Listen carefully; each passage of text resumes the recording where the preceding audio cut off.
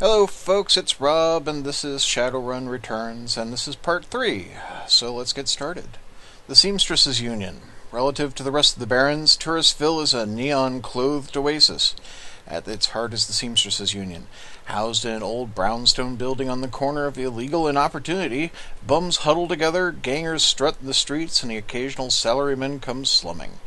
The Union building has been retrofitted, rebuilt, and restored so many times that it's like an aging starlet wearing too much makeup in an attempt to stay young. The wild ivy growing out of the gutters adds to this effect. As you enter, the murmur of hushed conversation washes over you. The dive bar denizens raise their heads, take your measure, and then go back to their business. This is the kind of place where everyone knows your name but keeps to themselves. Gain some karma from just walking in here. Okay.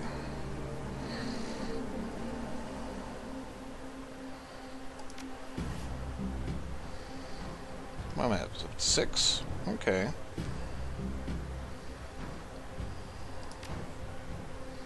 I could spend karma. 6, I can actually increase body.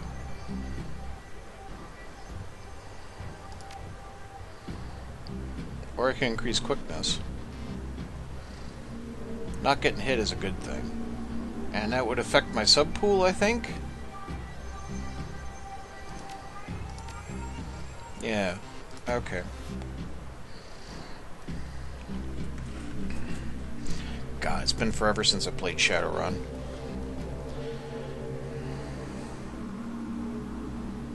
Nerds.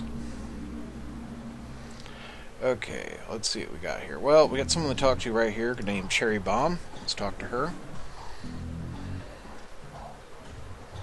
Or not. Maybe I need to go over here.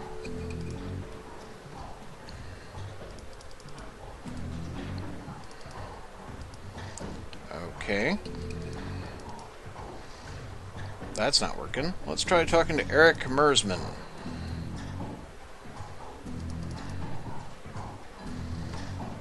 Hey guy, I got some extra outfits I'm trying to unload. Do you want first dibs? I'll take a look.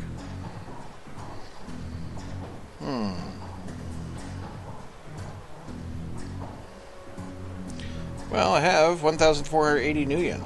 So, not flat broke. What do we got here? Some armor rating would be good. The tourist look. Just tossed on, head on out. Perfect for working in the shop. Grants intelligence +1. And it's armor 3, we like that. The adept ninja outfit grants the wearer dodge +1. Dressed as one step above the street ganger, gains +3 hit points, and it's armor 4. Charisma +1, willpower +1, intelligence +1. You know, I'm thinking the tourist look. It's a bit like Magnum PI. Yeah, let's go with that. The extra armor will be nice anyway.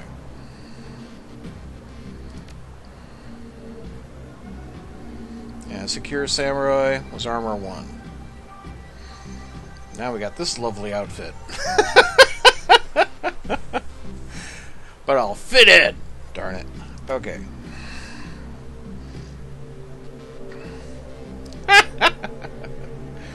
Okay. Let's try once again to talk to Cherry Bomb. Let's get up as close as I can. There we go. The bartender is striking elf, sporting a perfectly toned body, perfectly pouted lips, and perfectly tapered ears.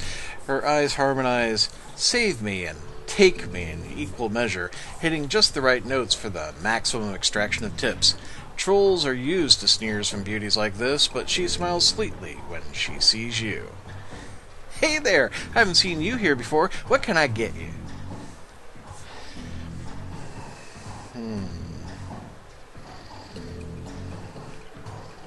From the looks of this place, I can probably get anything I want.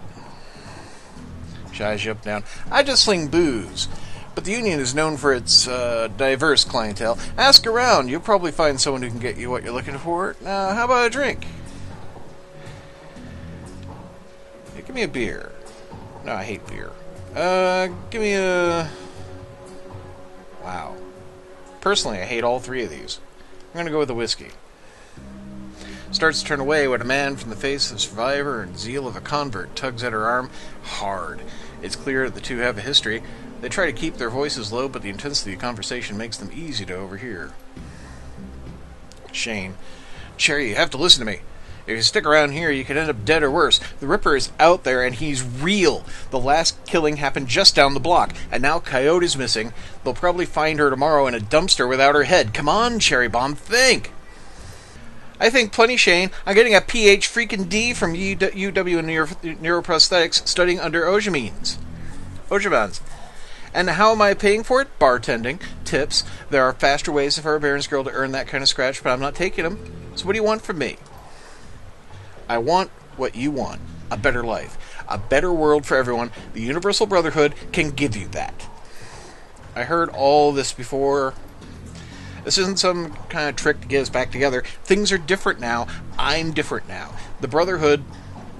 Cherry Bomb's pretty face is hard, armored in lipstick, and low expectations. The Universal Brotherhood is for other people, Shane. Rich Bellevue types who can afford their membership fees and voluntary donations. This isn't about money. It's about building the world together in brotherhood. Come with me, attend a discovery meeting, get to the core who you are. I heard Lynn Telestrian give a talk last night called The New Family of the Sixth World. I got a family right here, Shane. The drunks and lowlifes and whores, and I'd choose them over any of your Brotherhood members. Now buzz. I need to get back to work. With body language, it leaves no question that the conversation is over. Cherry Bomb turns her back on him. Sorry, I got interrupted.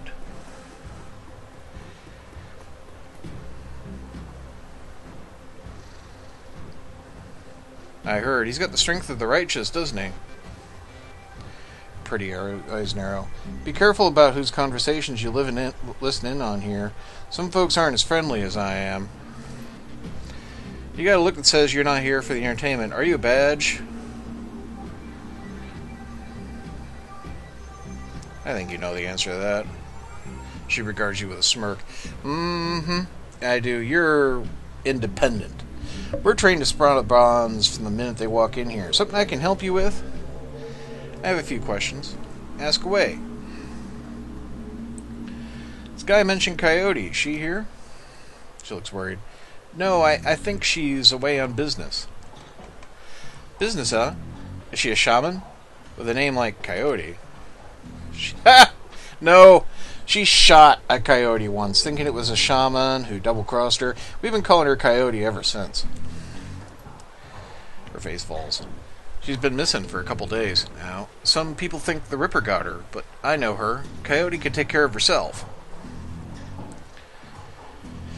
Ever hear her name Sam Watts? She nods.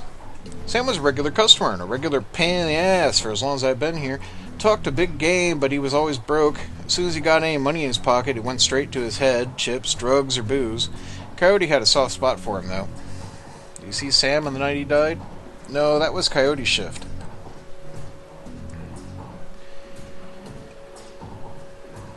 Tell me about... No. Who runs this place? I want to talk to them. That'd be Mrs. Kubota. She's in the back room. You can't miss her. Whiz. Nil sweat.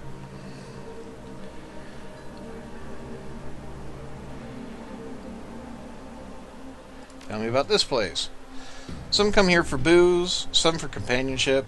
Others are looking for something they can't get anywhere else. If it's illegal or immoral and it can be bought, sold, rented, or consumed, you can probably find it here. The Union seems to attract people like you. Who was that you were talking to? Shane. Old boyfriend. He used to work here. Then one day he saw a billboard for the Universal Brotherhood, and that was that. Went to a meeting, made new friends, moved in with them. I was happy for him until he started coming around trying to recruit me. I don't need that dreck. Talk to you later.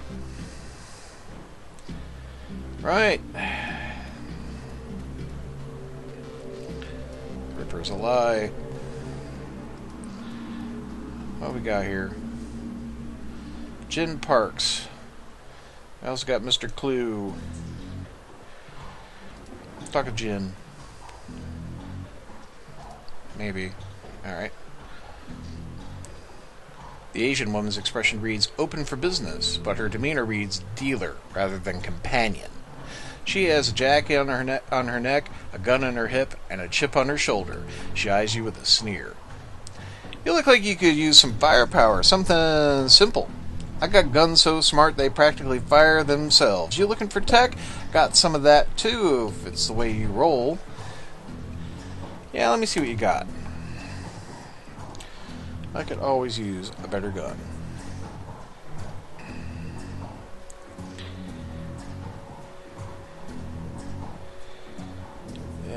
You don't seem to have anything else in the way of pistols.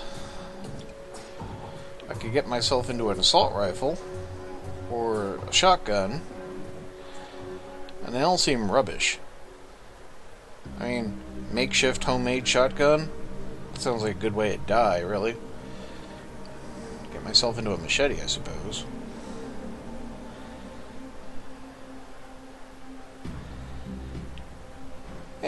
A melee backup couldn't hurt, and it's not expensive. So yeah, we'll throw that in.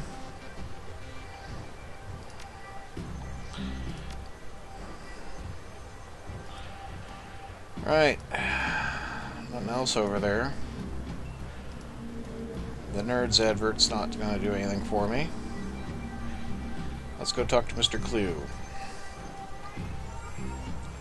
Really? I walked around the corner. Posted at the doorway to the VIP section is a tower of troll muscle wrapped in an impossibly tailored suit. Whether the product of good genes or expensive aftermarket cosmetic work, the troll's gleaming horns perfectly frame his face, and his polished tusks and goatee accentuate the set of a lantern jaw. Welcome. Please behave yourself.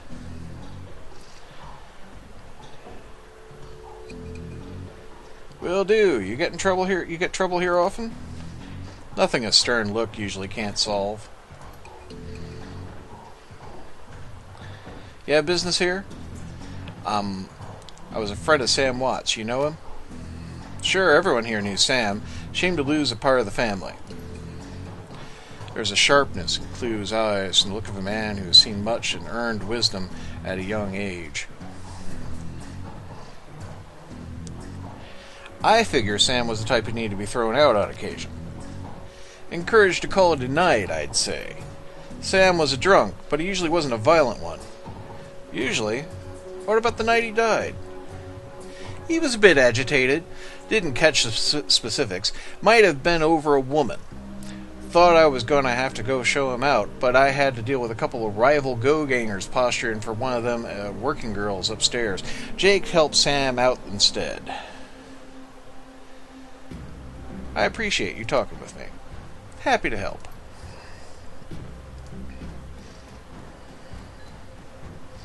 So let's see what we got here. We got Johnny Clean, Noog, this is Kubota, and that looks like it for now. Let's try Johnny Clean since he's right here by the door.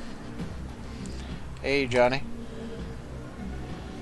Man is dressed like a janitor, but he's wearing unusually clean overalls. He's tall, rail thin, and has a cunning look in his eye that says he's more than just a maintenance man. Howdy. Name's Johnny Clean. You new? Yeah, first time, just getting a look at the place. Well, enjoy yourself. This looks like your type of place. I'm just sweeping up a bit. Uh-huh. Noog.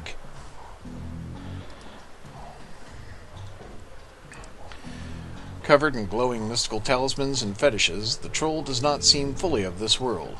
He mumbles to himself constantly, apparently participating in several conversations at once, but with entities you can neither see nor hear. I told you it's not like that at all. Bring me proof and you shall have it. I am honored, your majesty. That was why I said to use the mustard instead of ketchup. Forgive me, Jean, I was a fool. He looks you in the eye, his other conversations on hold. You may peruse my magical wares and see their glory. I would like to see your wares. What do you got? I don't have any spellcasting, but I thought I'd have a look-see. Okay. Neat. It's a shop. Okay, so there's Miss Kubota. Shall we just walk past? No, there's a banner there. There's a bar there. Okay, she's the obvious next step. Mrs. Kubota. Mrs. Kubota watches you cross the room, sizing up as you approach. As you get closer, you can see that she's of mixed race, African and Japanese. Her demeanor says, "This is my house. Mess with it at your peril." But her eyes twinkle with a playful light when she speaks. "Kombanwa, good evening." "My, but aren't you a big, powerful troll? Are you enjoying the Seamstresses Union? There should be plenty for a man like you to enjoy." She eyes you closely. "Where is this business?" "I'm tempted to ask what's upstairs." "But not tempted enough?" "Tell me, Ome, what is it you're looking for?" "I'm looking for information." She eyes you suspiciously. "Of course you are. Knowledge is power, nay?" "So I've been told." "So ka. And why should I help you?" "Sam Watts. I'm looking for his killer." Her face brightens, amused. "Ah, so you are the little insurance policy he would go on about when he was drunk. His avenging angel who would strike back for him from beyond the grave. What do you want to know?"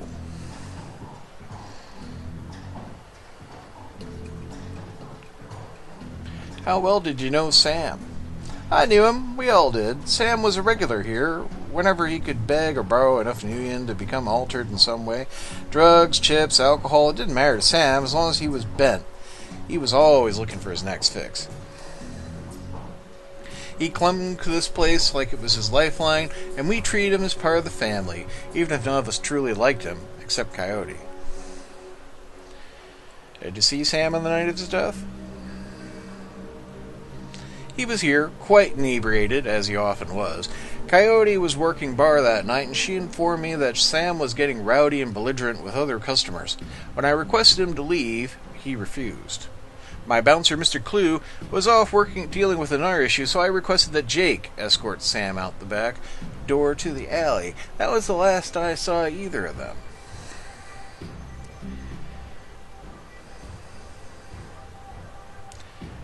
"One more question. Can you tell me where to find Coyote?" Her face darkens. "Would that I could. I have not seen her in 2 days." "She is a smart woman, and queer for her."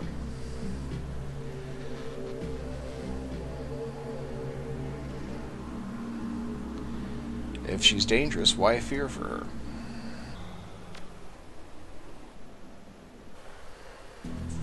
"Please, if you are what I think you are, you know. There is always someone more dangerous."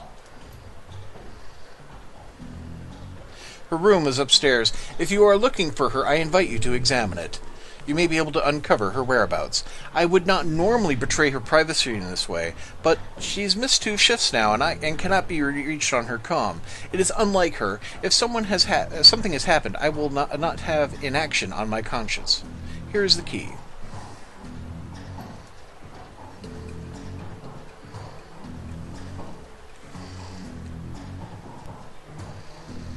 Alright, so she walks over to the bar, and I can use this here. Looks like we're upstairs. What's this? There's a mid-grade security panel attached to the nearby door. It is set to require a password for entry. I'll leave that alone.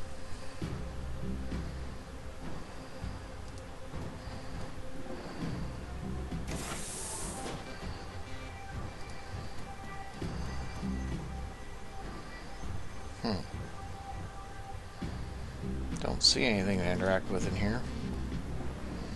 Must not be the right room.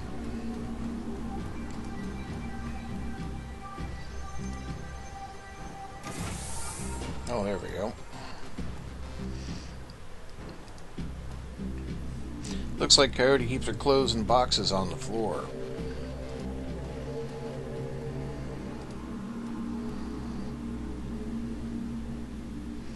Coyote's computer's ancient, probably fished it out of a junkyard. It doesn't even have a data jack, and the cracked display is covered with fingerprints. Tapping the keyboard causes the dust-caked fans to spin up, only to display on screen password. Without the password, the only other button on the screen is password recovery option. I'll leave it alone for a moment. Try the bed.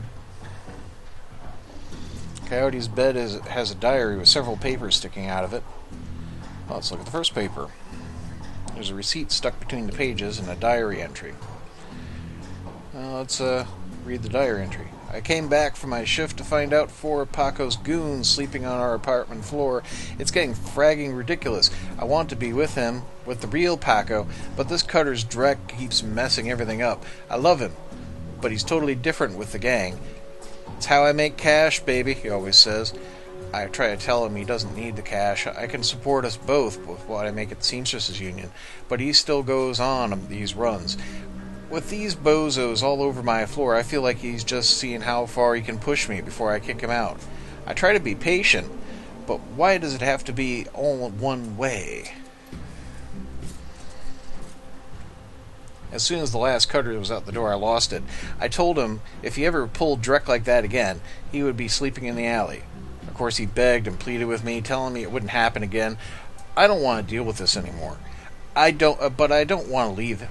He's the reason I got through all that stuff last year, got my bartending license, got this apartment, and this life. I know he cares about me and loves me more than his involvement with the Cutters. I just wish I could slice out the gang from our life together, slice out the fear that comes along with it. Look at the receipt. A receipt for a Browning Max Power pistol from Gin Park downstairs with a note saying how big guns on hot women turn her on.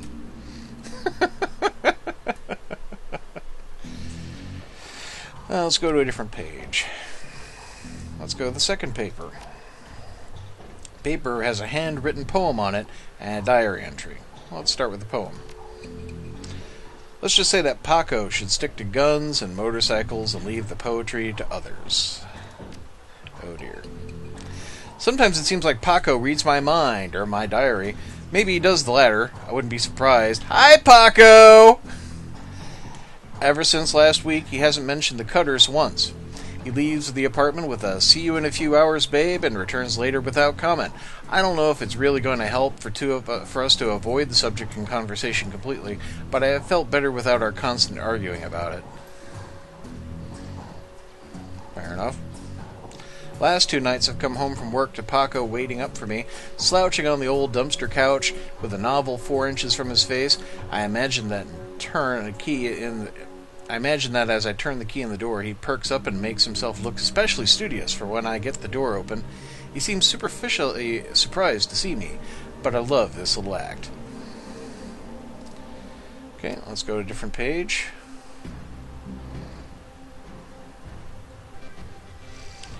Let's go to the third paper.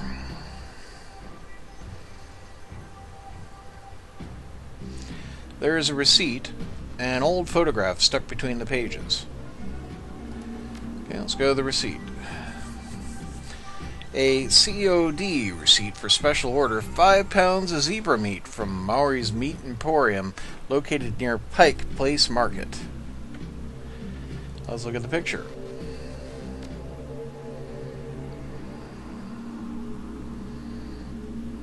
Picture shows a young girl with a caramel skin and dark brown hair. She has a snake wrapped around her arm, yet she is smiling.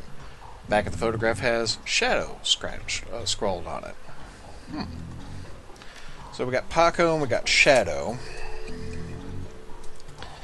Go to the fourth paper.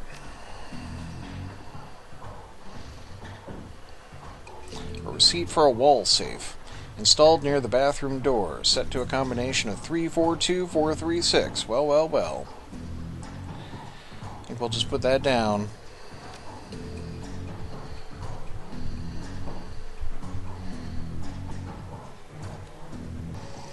Sorry, folks, frame rate's been a bit of a pain here. But I imagine this is the wall safe. Broken mirror was hiding a small safe. Yep, let's input that code. Safe beats cheerfully in response, and the door comes open. Gimme, gimme. What we got?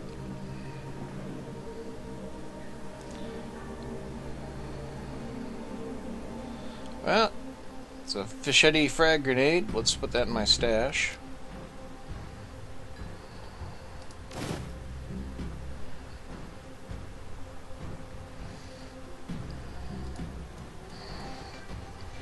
Frame painting of the Chicago skyline done in stylized silhouette.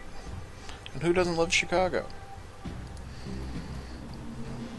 The stand is littered with action movies and cigarette butts. Lovely. Alright, so that leaves me with the computer.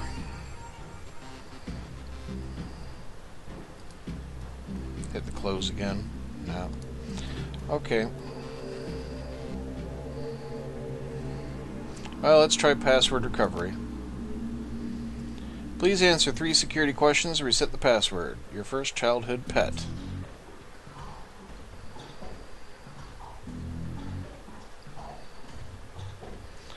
Probably not Paco or Shadow.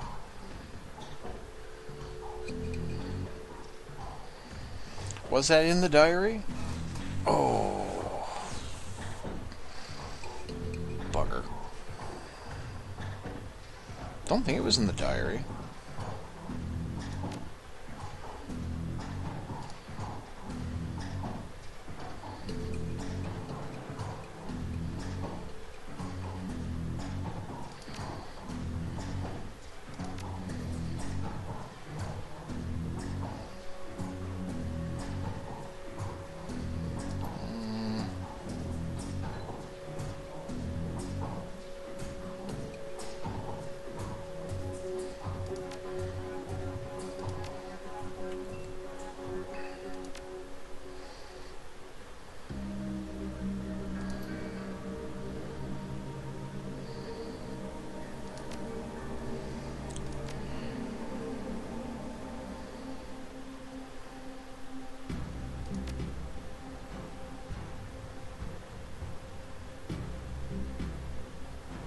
Maybe Shadow is the snake.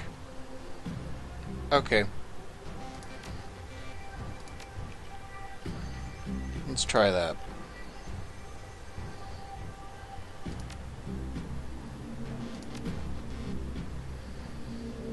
Favorite musical act? Blast.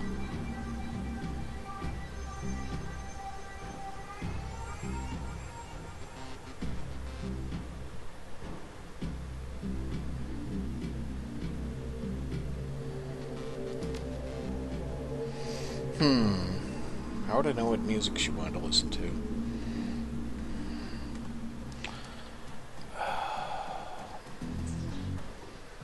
I have a strong suspicion I won't be able to come back here.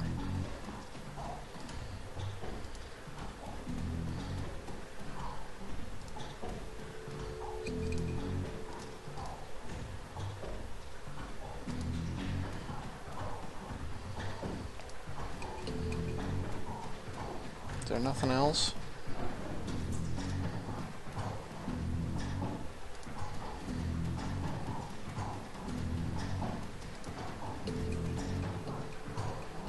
Action movies, cigarette butts.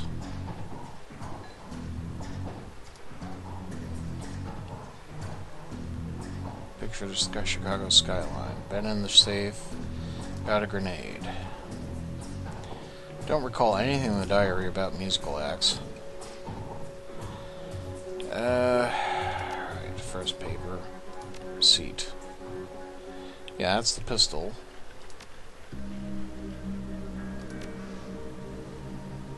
That's got the poem.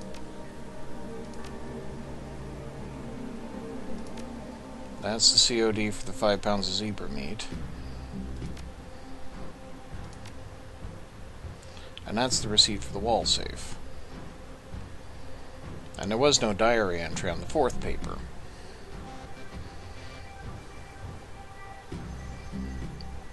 She doesn't talk about her musical interests in the other ones.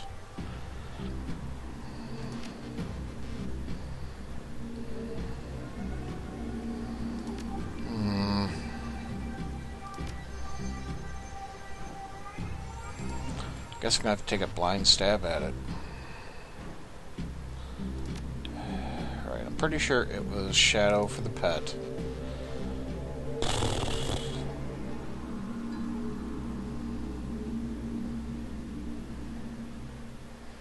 Let's go with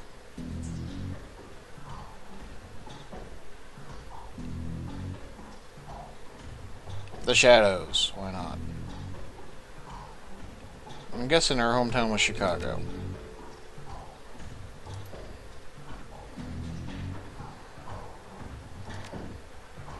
Okay. Well, I'm still pretty sure this one was right, but this one probably wasn't. And I'm probably sure that one's right.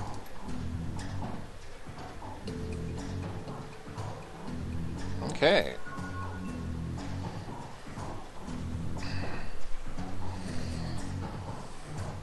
So, calendar contacts, access history. Let's look at the access history. This quick scan of her recent searches shows that Coyote has been reading a great deal about hellhounds. It also suggests more than a casual interest in vintage action figures. Alright. Calendar. 3 days ago, meet with Delilah about gig. Today, meet Paco for date at Pike Place Market, due in 30 minutes.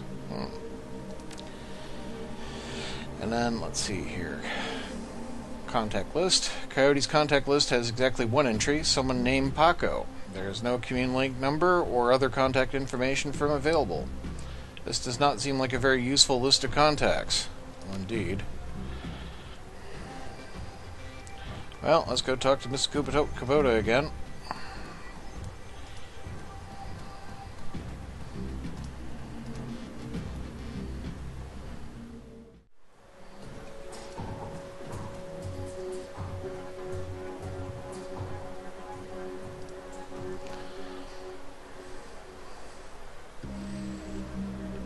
Let's see. Do you know Paco? He's a ganger, a member of one of the Cutters. He's a good kid with a nasty line of work. I warned Coyote against getting too attached to that type. They don't live long. Have you heard of Maury's Meat Emporium? Face twist in disgust. No, I am a vegetarian. Did you know Jen Parks sold a Coyote a gun recently? I'd be more surprised if she hadn't. Bouncers can deal with most of the troublemakers, but around here you need a gun just to take trash out to the dumpster. Coyote had a date with Paco at Pike Place Market in the next half hour. If you would go down there, it might bring me peace of mind. I'll call a cab for you. It should be able to get you there in time. Gambadi kudasai. Good luck.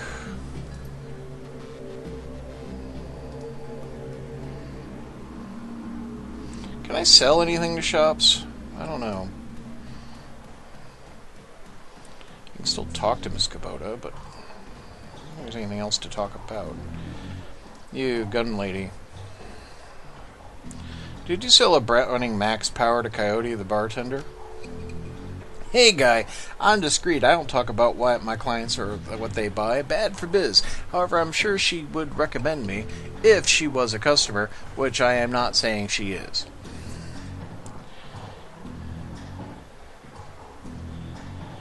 Of course. I expect no less. Listen, Coyote's missing, and Mrs. Kubota's asked me to find her. I need to know whatever you know. Whatever Mrs. Kubota wants, I didn't realize Coyote was missing. She said that she expected to encounter some kind of paranormal animal at close range. I recommended the area's predator, but she couldn't afford it, so she went with the Browning Max Power. Need some hardware? Let me see what you got. Same stuff as before, eh? And consumables you got. Okay. And drones, which I have nothing for. And it looks like I can't sell any. Oh, view, stash, sell items. Okay, so. Right. I strongly suspect I'm going to need the medkits and dock wagon kit. And the grenades will probably come in handy.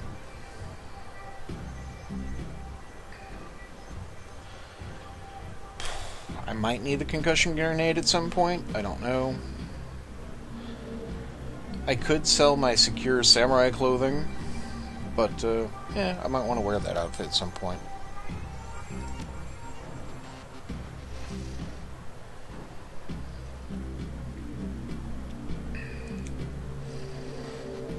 Okay, anyone else I should talk to?